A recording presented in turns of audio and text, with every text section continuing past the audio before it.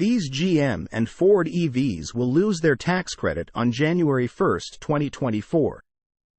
Now that the rules around the changing electric vehicle tax credits have been finalized, we know more about what cars will and won't qualify for them come January 1, 2024.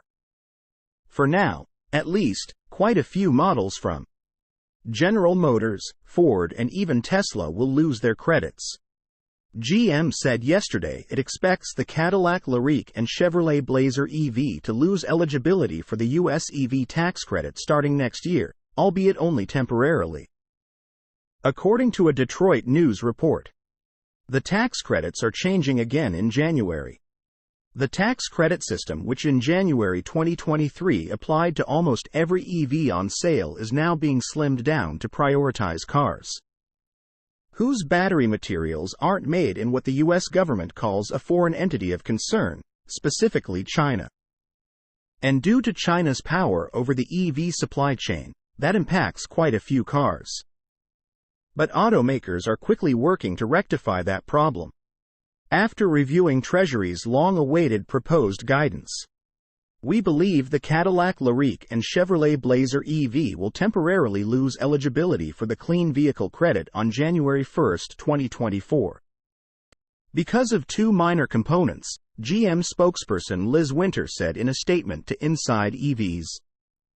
The components in question are separators and electrolytes, according to the Detroit News story. While we await final rules, GM has pulled ahead sourcing plans for qualifying components in early 2024 and will advocate for our dealers and customers who purchase vehicles built ahead of the new guidance, Winter added.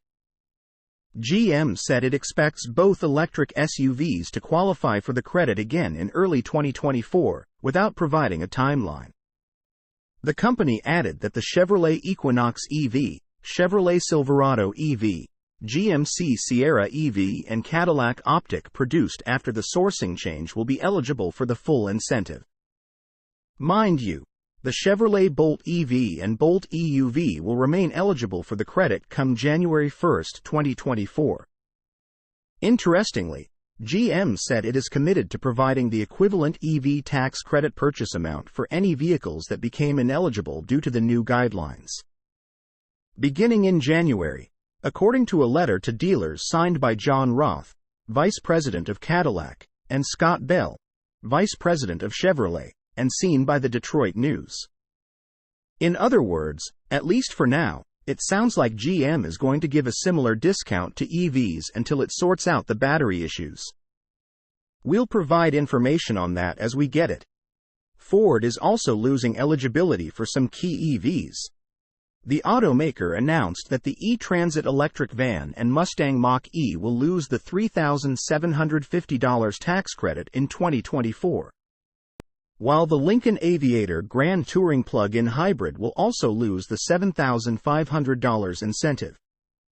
The F-150 Lightning will remain eligible for a $7,500 tax credit, while the Ford Escape and Lincoln Corsair Grand Touring plug-in hybrids will retain a $3,750 incentive. As for Stellantis, it doesn't expect any changes for its plug-in hybrids. The Chrysler Pacifica minivan should continue to qualify for a $7,500 credit, while the Jeep Wrangler and Grand Cherokee 4Z SUVs should retain a $3,750 incentive. Meanwhile, even Tesla is impacted by these changes. We know that the RWD and long-range variants of the Tesla Model 3 will lose the $7,500 incentive in January, due to Chinese-sourced batteries. Tesla has said similar reductions may happen to the Model Y as well. There are some upsides to the tax credit next year. Eligible consumers will get an immediate credit at the point of sale, without having to claim it on their taxes. It will work like a discount, basically. However, the big downside to that is that the list of eligible EVs in 2024 is a lot shorter, due to new rules on battery components and minerals. Source: reposted and summarized from Dan Mihalascu at Inside EVS.